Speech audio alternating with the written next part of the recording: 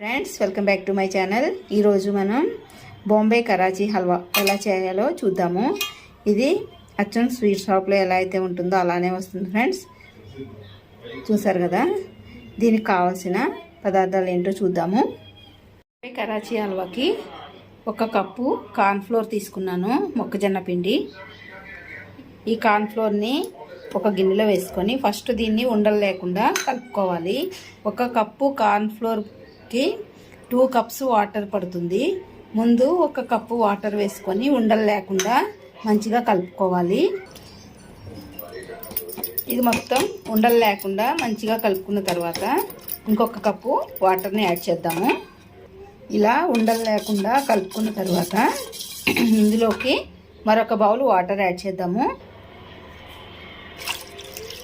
ఇప్పుడు ఇది కూడా మంచిగా కలుపుకోవాలి. ఇప్పుడు మనం స్టవ్ వెలిగించుకొని పాన్ పెట్టుకొని ఇందులోకి 1 కప్పు కార్న్ఫ్లోర్కి 2 కప్స్ వరకు షుగర్ని యాడ్ చేస్తున్నాము. ఇందులోకి ఈ షుగర్కి 1/2 కప్పు వరకు వాటర్ని యాడ్ చేద్దాం. ఇలా యాడ్ చేసిన తర్వాత చక్కెర కరిగేంత వరకు కూడా మంచిగా కరిగించుకోవాలి. ఇలా పంచదార మొత్తం కరిగిన తర్వాత ఇందులోకి మనం ముందుగా కలిపి పెట్టుకున్న కార్న్ఫ్లోర్ పౌడర్ని, లిక్విడ్ని యాడ్ చేద్దాము. ఇది యాడ్ చేసేటప్పుడు ఒకసారి మనం దీన్ని మంచిగా కలుపుకోవాలి, లేదంటే అడుగున కార్న్ఫ్లోర్ అనేది గడ్డలాగా ఉండిపోతుంది. ఇలా కలుపుకున్న తర్వాత దీన్ని మనం మరుగుతున్న చక్కెర జ్యూస్లోకి వేసుకోవాలి.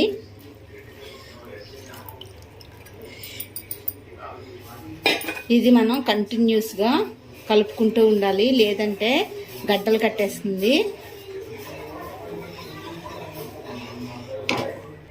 ఇలా మనం కంటిన్యూస్గా అది దగ్గర పడేంత వరకు కూడా కలుపుతూ ఉండాలి, లేదంటే అడుగు పడుతుంది. అడుగు పడితే టేస్ట్ అనేది మారిపోతుంది. పడేంత వరకు కూడా మనం కలుపుతూనే ఉండాలి. ఈ ప్రాసెస్ చేస్తున్నంతసేపు కూడా స్టవ్ని సిమ్లో ఉంచుకోవాలి. దగ్గర పడింది కదా, ఇప్పుడు ఇందులోకి మనం కొంచెం ఇలాచి, అలానే నేను కొన్ని బాదం పలుకుల్ని ఇలా చేసుకొని వేసుకుంటున్నాను.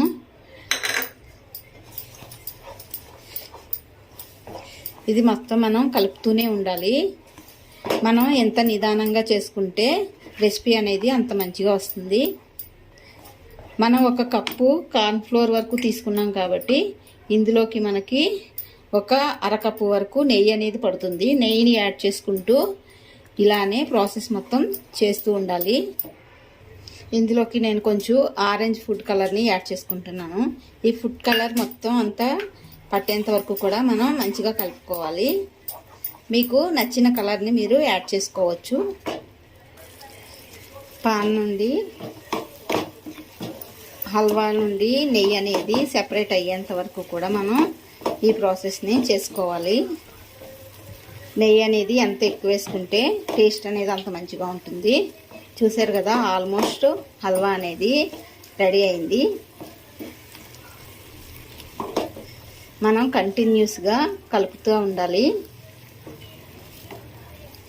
చూసారు కదా, పాన్ నుండి నెయ్యి అనేది ఎలా సెపరేట్ అవుతుందో.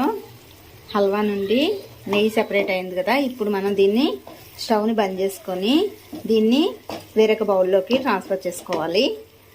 నేను ఇలా ఒక ప్లేట్ తీసుకొని దీనికి నెయ్యి రాసుకున్నాను.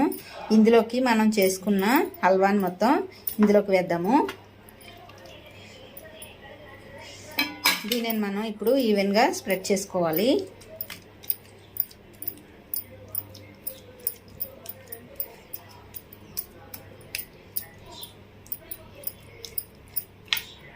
ఇలా ఈవెన్గా స్ప్రెడ్ చేసుకున్న తర్వాత దీనిపైన మరలా నేను కొంచెం బాదం వేసుకుంటున్నాను.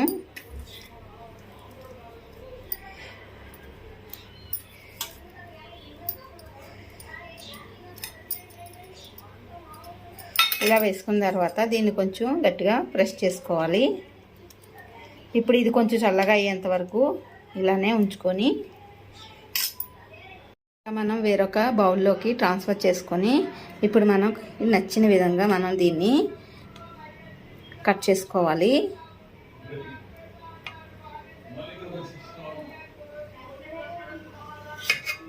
చూసారు కదా, ఇలానే మొత్తం పీసెస్ చేసుకోవాలి. చూసారు కదా, ఇలా అంతా పీసెస్గా చేసుకోవాలి.